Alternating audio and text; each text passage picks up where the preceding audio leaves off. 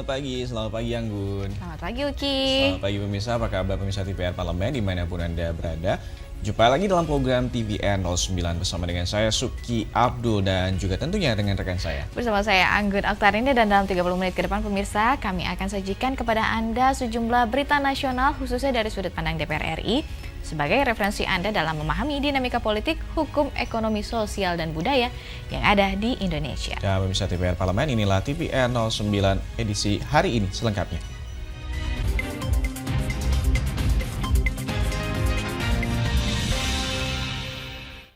Mengawali TVR 09 edisi hari ini, berita pertama mengenai Komisi 11 DPR RI yang berharap dengan adanya penambahan anggota Badan Pemeriksa Keuangan yang baru ini dapat memperkuat dan juga meningkatkan kemampuan BPK dalam mengurangi potensi yang dapat merugikan keuangan negara. Dalam upaya menekan potensi terjadinya kerugian serta kecurangan dalam pengelolaan keuangan negara, Komisi 11 DPR RI mendorong Badan Pemeriksa Keuangan untuk meningkatkan kinerja dan kemampuan audit investigasinya. Anggota Komisi 11 DPR RI Melkias Markus Mekeng mengatakan dengan banyaknya kasus korupsi dalam beberapa waktu terakhir menjadi teguran keras bagi Badan Pemeriksa Keuangan untuk meningkatkan kinerjanya dalam hal pemeriksaan atau audit investigasi. Melkias berharap dengan tambahan anggota baru, BPK dapat memperkuat dan meningkatkan kemampuannya guna mengurangi potensi yang dapat merugikan keuangan negara. Dengan banyaknya kasus-kasus korupsi yang muncul, nah BPK mungkin sekarang harus lebih masuk ke audit tujuan tertentu yang diperkuat atau audit investigasi. Karena kita melihat kenapa banyak yang WTP tapi tidak berkorelasi dengan hasil pemeriksaan. Lebih lanjut, anggota Komisi 11 DPR RI, Bahtra Banong mendorong anggota BPK yang baru untuk independen dalam menjalankan tugas dan fungsinya sesuai undang-undang. Selain itu, mereka juga diharapkan bisa meningkatkan kompetensi dalam hal pemeriksaan sebagai upaya meminimalisir kemungkinan terjadinya penyelewengan yang merugikan negara.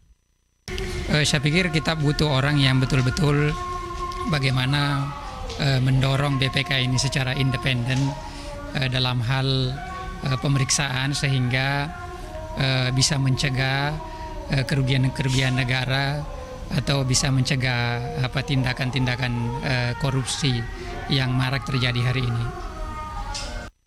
Andini Danaka, TVR Parlemen melaporkan.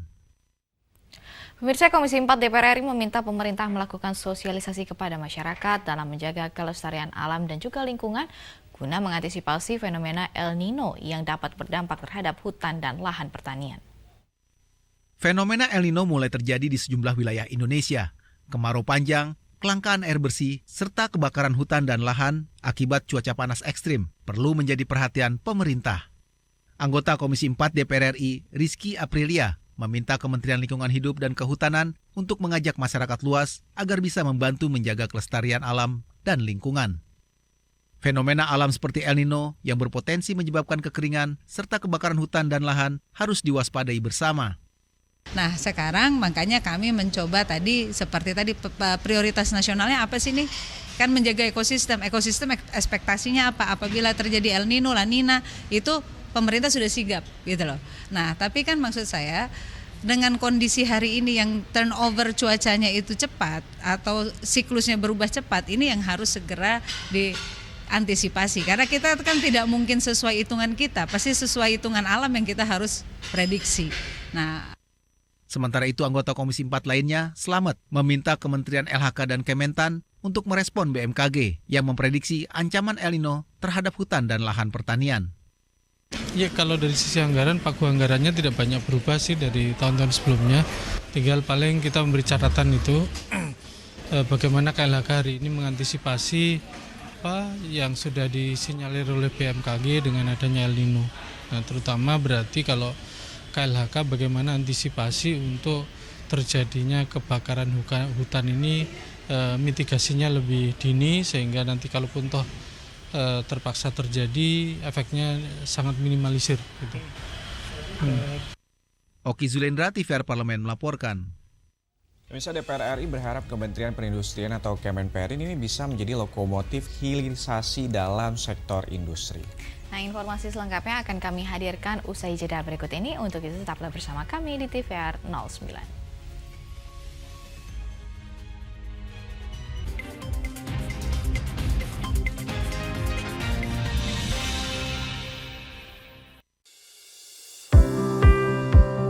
Mengenal tugas dan fungsi DPR RI.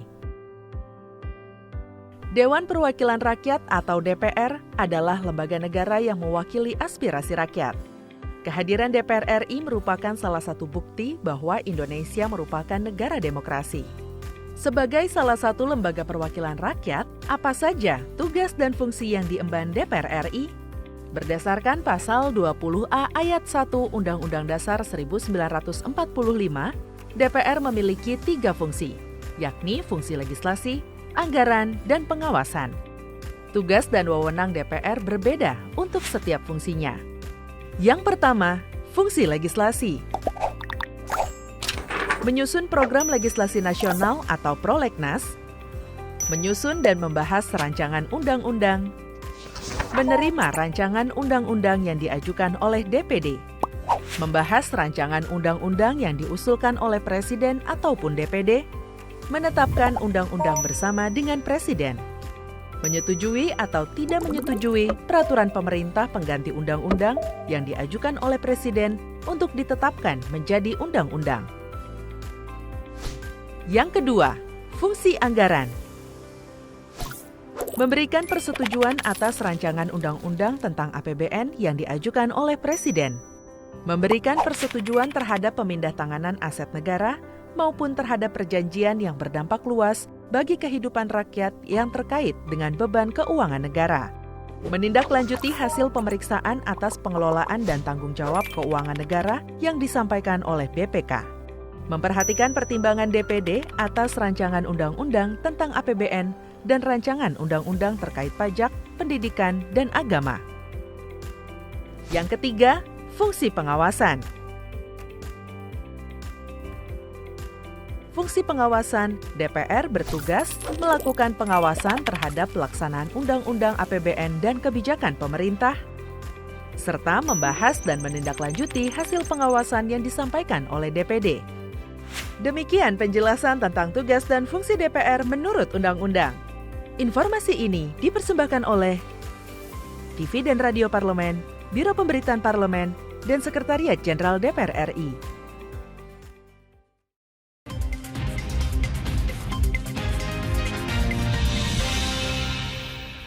Terima kasih pemirsa masih bersama kami di TVR 09. Ya pemirsa, ini Komisi 6 meminta Kementerian Perindustrian atau Kemenperin untuk mencegah adanya nikel yang keluar dari Indonesia. Negara akan sangat dirugikan jika ferronikel dan juga mineral tersebut ini keluar dari Indonesia.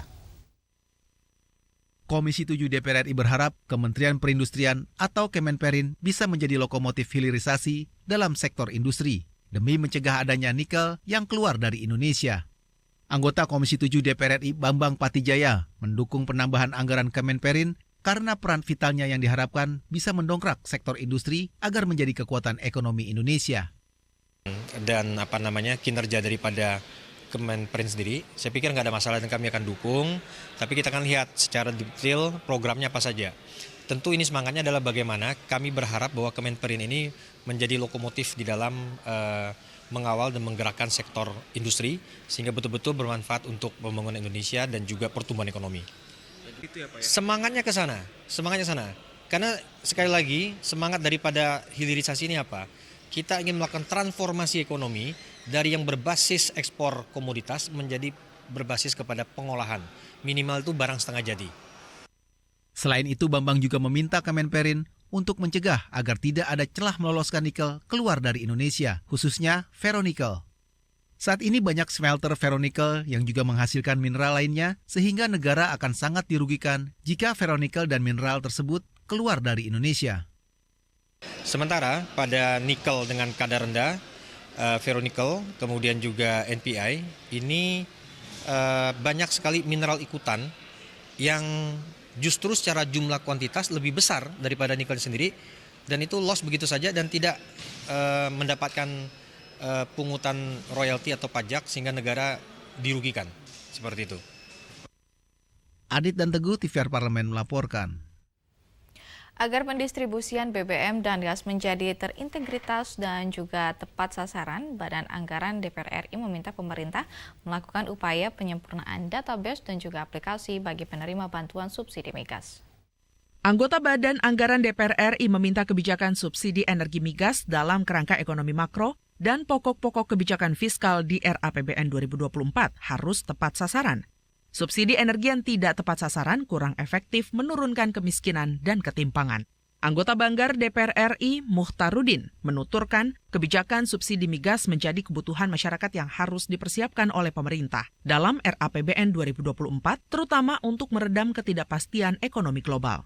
Pemerintah harus melakukan upaya penyempurnaan database dan aplikasi bagi penerima bantuan subsidi migas agar pendistribusian BBM dan gas menjadi tepat sasaran dan terintegrasi. Nah, upaya-upaya yang dilakukan kita tentu agar memberikan pertama penyempurnaan database, yang kedua adalah proses pembagiannya, distribusinya harus menggunakan aplikasi sehingga seperti solar sudah pakai barcode segala macam. Cuma ini kan sebenarnya harus didukung oleh dasar hukum yang kuat. Dasar hukumnya kan belum kuat sebenarnya ya. Ini hanya kebijakan bisnis daripada Pertamina supaya kebocoran bisa dibatasi bahkan bisa dihindari, melakukanlah upaya digitalisasi proses penyaluran.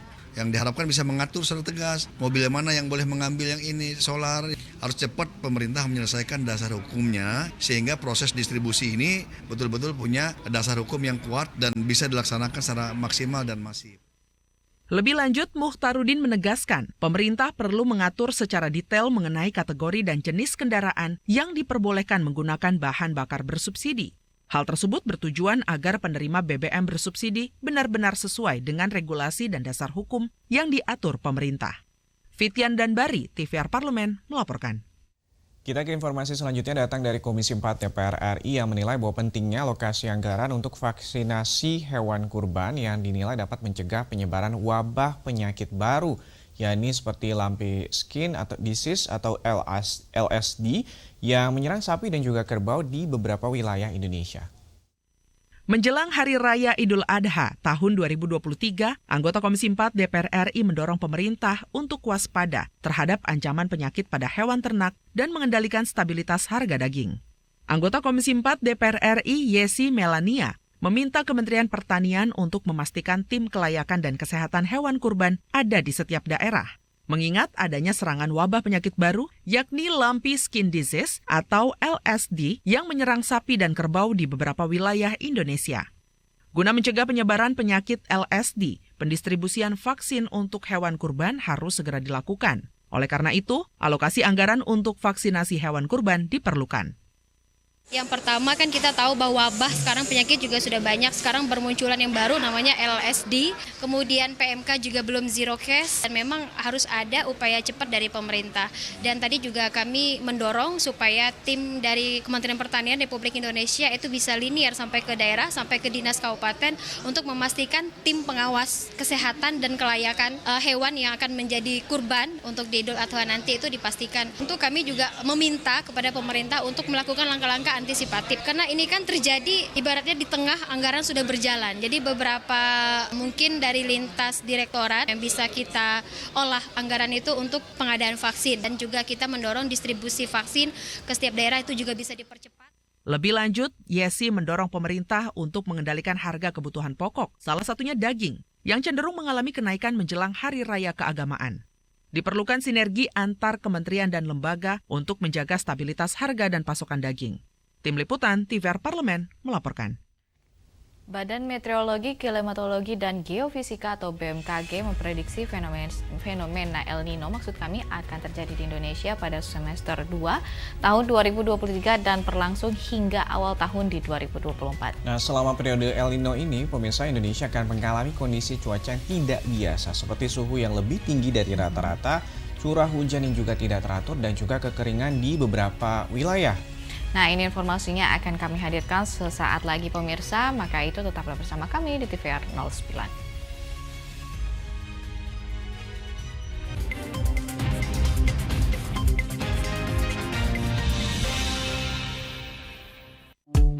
DPR RI memiliki fungsi diplomasi dalam menjalankan politik luar negeri sesuai dengan pasal 116 Undang-Undang MD 3. Kontribusi aktif BKSAP DPR RI memainkan peranan penting dalam memenangkan persaingan global melalui IPU, IPA, IPPF, AIPA, dan PUIK.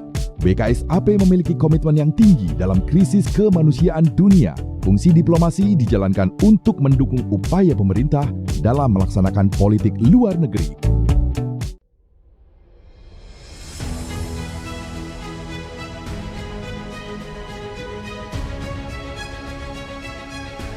Pemirsa TVR Parlemen, inilah TVR 09 edisi Rabu 20. Optimis Indonesia mampu mengatasi ancaman tersebut. Serangkaian peristiwa penting setiap hari di Indonesia. Kami pilihkan topik-topik terkini dengan menyajikan fakta yang dapat dipercaya. Kami hadirkan di layar kaca Anda. Bukan hanya sekedar informasi, tapi menginspirasi bagi kita semua.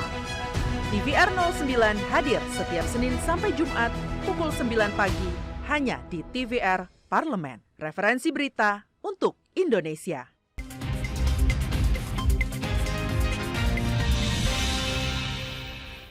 Kembali di TVR 09. Berdasarkan kajian di tahun-tahun yang pernah mengalami fenomena ini pada masa lalu, El Nino memicu perubahan cuaca yang sangat luas, kebakaran hutan, dan juga lahan, kekeringan yang begitu mematikan tanaman, menurunnya populasi ikan, dan juga peningkatan penyakit tropis.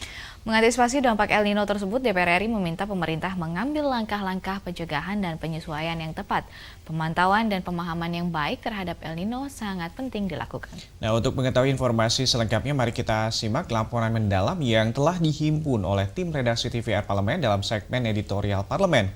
Berikut ini.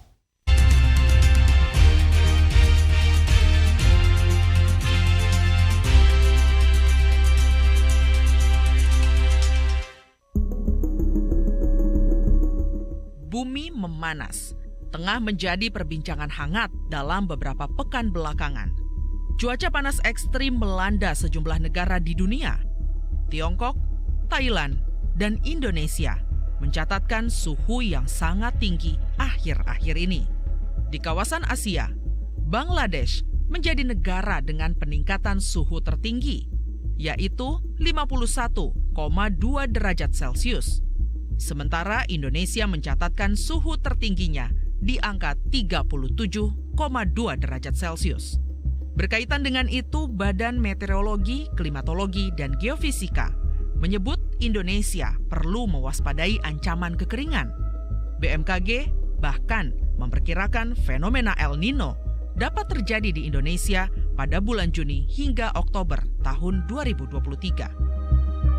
El Nino merupakan fenomena naiknya suhu bumi akibat memanasnya permukaan laut Samudra Pasifik, sehingga El Nino dapat memicu kemarau panjang serta minim curah hujan yang berdampak pada ketahanan pangan. Mengantisipasinya terjadi fenomena El Nino, Komisi 4 DPR RI mengingatkan pemerintah, yaitu Kementerian Pertanian, untuk memastikan cadangan pangan, termasuk membangun sistem pertanian yang adaptif. Sebab kemarau panjang akibat fenomena El Nino diprediksi dapat menurunkan produksi pertanian dari 15 sampai 45%. Untuk para petani, kami menginginkan adanya dorongan untuk praktek-praktek pertanian adaptif. Misalnya menggunakan tanaman penaung untuk mengurangi evaporasi di cuaca yang lebih panas. Antisipasi perubahan jadwal tanam, karena tentu perubahan cuaca membuat jadwal tanam ini tidak bisa seperti biasanya. Kemudian antisipasi kekeringan dengan memonitor terus kelembaban tanah. Mungkin perlunya ada praktek-praktek yang adaptif terhadap perubahan iklim.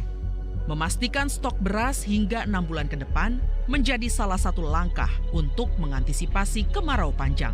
Namun, di sisi lain, Komisi 4 juga mendorong pengoptimalan produk pangan alternatif pengganti nasi, seperti singkong dan jagung, sehingga masyarakat tidak bergantung pada satu jenis makanan pokok. Prediksi El Nino ini kan sudah di depan mata, dan menurut saya yang harus dan penting dan segera dilakukan oleh pemerintah dan semua stakeholder tentunya, petani juga harus aware terhadap itu, adalah bagaimana bisa mengadaptasi, karena kalau cuaca ini kan nggak bisa kita rubah. Yang bisa adalah bagaimana kita mensiasati. Kita nggak bisa memaksakan kalau misalnya beras terus nggak bisa, ya banyaklah alternatif makanan-makanan yang bisa dikonsumsi. Tak hanya menguatkan sistem pertanian, di masa sekarang Strategi menjaga pangan juga dapat dilakukan lewat modifikasi cuaca. Untuk itu, Komisi 5 DPR RI menekankan pentingnya koordinasi pemerintah dengan BMKG dalam memitigasi musibah kekeringan. Ini harus diantisipasi. Oleh karena itu saya menyarankan kepada pemerintah untuk melakukan koordinasi mitigasi ya El Nino ini dengan cara melakukan modifikasi cuaca, modifikasi iklim. Apakah itu dengan hujan buatan ya, dan tentu kami berharap itu ada anggarannya, karena tadi Bu Kepala BMKG mengatakan bahwa anggarannya tidak di BMKG ya. Tentu kami itu pasti kan berarti lintas kementerian atau lintas lembaga, sehingga kami berharap agar pemerintah memastikan ya bahwa warning yang sudah disampaikan dengan baik oleh Bu Kepala BMKG itu bisa diantisipasi dan kemudian melakukan mitigasi semaksimal mungkin. Artinya, menjaga pangan dari ancaman El Nino bukan hanya soal mengelola penggunaan air ataupun sistem tanam, tetapi juga perlu mengidentifikasi daerah yang berpotensi terdampak El Nino sehingga dampak kemarau panjang dapat diminimalisir. Tim Liputan, TVR Parlemen, melaporkan.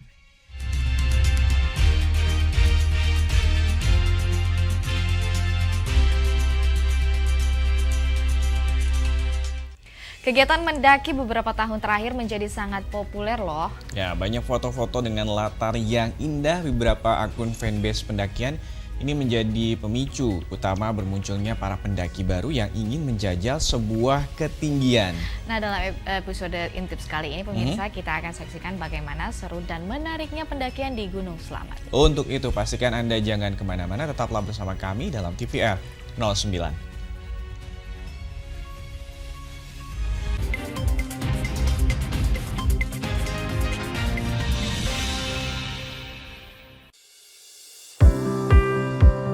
Mengenal tugas dan fungsi DPR RI.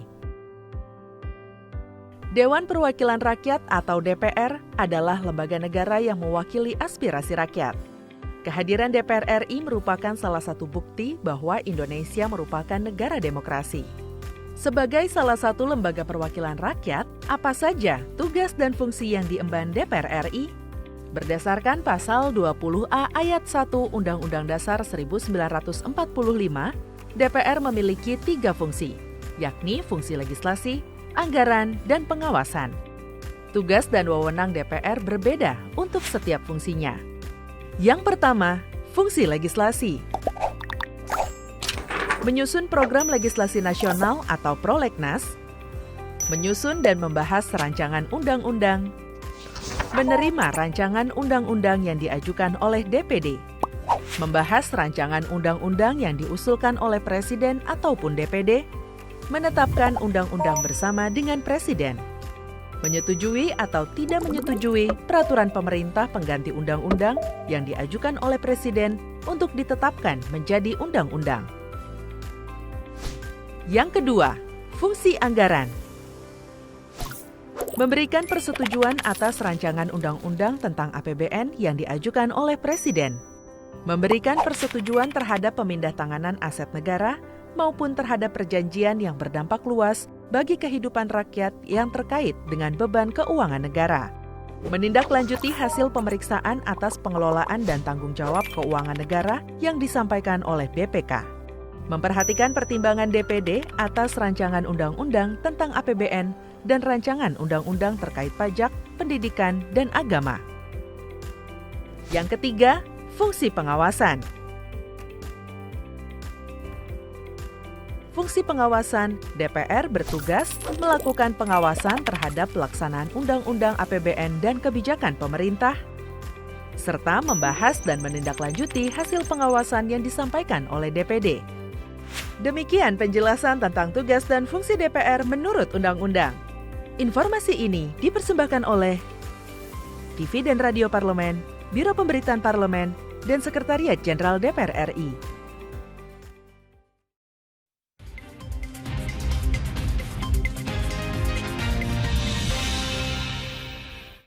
Pemirsa, kembali lagi di TVR 09. Ya pemirsa, ini kalau misalnya kita ngomongin soal Gunung Slamet yang berketinggian 3.428 mdpl ini adalah gunung tertinggi di wilayah Jawa Tengah nih Anggun. Dan juga tertinggi kedua di Pulau Jawa setelah Gunung Semeru. Nah, jalur pendakian Gunung Slamet termasuk sulit karena terbatasnya sumber air di sepanjang jalur pendakian terlebih di musim kemarau ini. Nah, meskipun demikian, pendakian Gunung Slamet ini termasuk paling diminati oleh para pendaki karena pemandangannya yang luar biasa indah. Pemirsa, tanpa berlama-lama lagi, mari kita saksikan liputan lengkap mengenai mendaki di Gunung Slamet. Merengkuh atap Jawa Tengah yang telah kami rangkum dalam segmen Intips Informasi dan Tips berikut ini.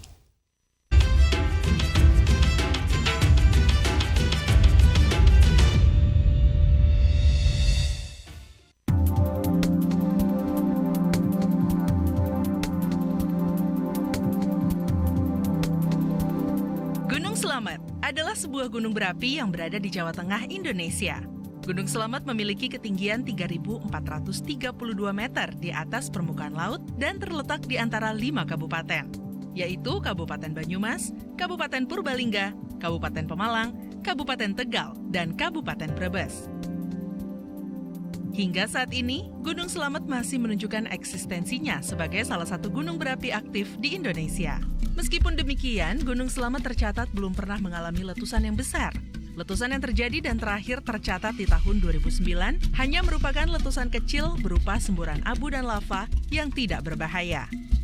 Masyarakat Jawa percaya bahwa Gunung Slamet berada tepat di tengah Pulau Jawa dan menganggap Gunung Slamet sebagai kunci Pulau Jawa. Mitosnya nih pemirsa, apabila terjadi letusan besar di Gunung Slamet, maka Pulau Jawa akan terbelah menjadi 2 bagian dan memisahkan antara bagian barat dan bagian timur.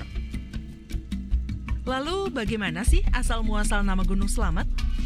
Gunung Slamet memiliki cerita legenda yang turun-temurun. Nama Slamet yang artinya dalam bahasa Jawa adalah selamat, diberikan karena dipercaya gunung ini tidak pernah meletus besar dan memberi rasa aman bagi warga sekitar. Menurut sejarawan Belanda, Jan Noorden, nama Slamet adalah relatif baru, yaitu setelah masuknya Islam ke tanah Jawa. Kata itu merupakan pinjaman dari bahasa Arab. Ia mengemukakan pendapat bahwa yang disebut sebagai Gunung Agung dalam naskah berbahasa Sunda mengenai kisah petualangan Bujangga Manik adalah Gunung Slamet, berdasarkan pemaparan lokasi yang disebutkan. Mendaki Gunung Slamet bukanlah hal yang mudah. Diperlukan kesiapan mental dan fisik dari pendaki karena medan Gunung Slamet yang cukup sulit. Kali ini, kami ajak pemirsa mendaki melalui jalur pendakian Gunung Slamet via Bambangan, Desa Kutabawa, Kecamatan Karangreja, Purbalingga. Dengan estimasi waktu perjalanan 11,5 jam, pemirsa akan dikuatkan dengan jalur yang terus menanjak mulai dari pos 1. Pendakian akan terus menanjak dan bahkan sangat jarang ditemui jalur landai. Hampir di sepanjang rute pendakian tidak ditemukan air, kecuali di pos 5 di mana pendaki bisa mendirikan tenda. Namun di hari libur atau di hari ramai, pemirsa bisa menemukan pedagang makanan hingga di pos keempat. Hal yang menarik adalah suasana batas puncak saat pemirsa ingin mengejar summit ke puncak Gunung Slamet. Sebelum puncak, pemirsa akan melewati jalur Pelawangan. Namanya tak asing ya pemirsa? Ya, nama jalur dan jalur ini mirip dengan jalur Pelawangan di Gunung Rinjani, Pulau Lombok. Di jalur Pelawangan ini boleh dibilang menjadi jalur yang cukup ekstrim karena jalur terbuka dan medan terbuka dengan batu kerikil dan pasir yang pastinya para pendaki harus ekstra hati-hati. Begitu sampai di puncak, segala lelah dan perjuangan akan terbayarkan. Pemandangan elok dan kawah Gunung Slamet yang dikelilingi puncak-puncaknya menjadi penanda bahwa gunung ini memang sangat mengagumkan. Tak ayal, gunung ini meskipun sulit untuk ditaklukkan, namun memberi nuansa kedamaian bagi siapa saja yang mengunjunginya. Gunung Slamet memang menjadi gunung yang memberi keselamatan bagi siapa saja yang memujanya. Yuk teman-teman pemirsa TVR Parlemen, kita kunjungi Gunung Slamet yang menawan ini. Kita rengkuh ke puncak Gunung Slamet dengan selamat. Sampai jumpa di Liputan Intips edisi pendakian gunung lainnya ya.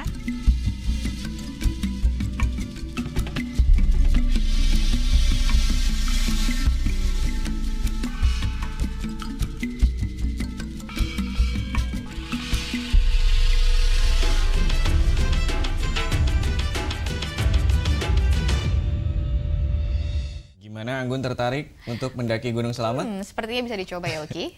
Dan Mas, ini di penghujung acara kami informasikan kepada Anda pemirsa sejumlah agenda DPR RI pada hari ini, Kamis 15 Juni 2023.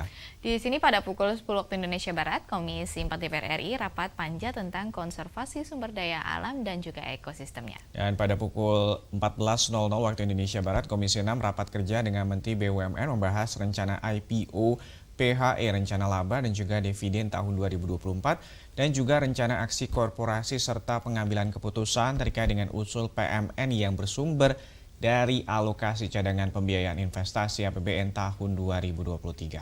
Dan sejumlah agenda serta program DPR RI lainnya masih dapat Anda saksikan secara langsung di TVR Parlemen melalui kanal utama, kanal komisi, dan kanal alat kelengkapan Dewan lainnya yang dapat Anda akses di tvr.dpr.go.id. Dan pemirsa TVR Parlemen, demikianlah TVR 09 edisi pagi hari ini. Segenap kru TVR Parlemen yang bertugas mengucapkan terima kasih telah menyaksikan TVR 09 pagi hari ini. Saya Anggun Aktarini dan rekan saya. Dan dengan saya, Subki Abdul. Sampai jumpa di TVR 09 esok hari. TVR Parlemen, Referensi Indonesia.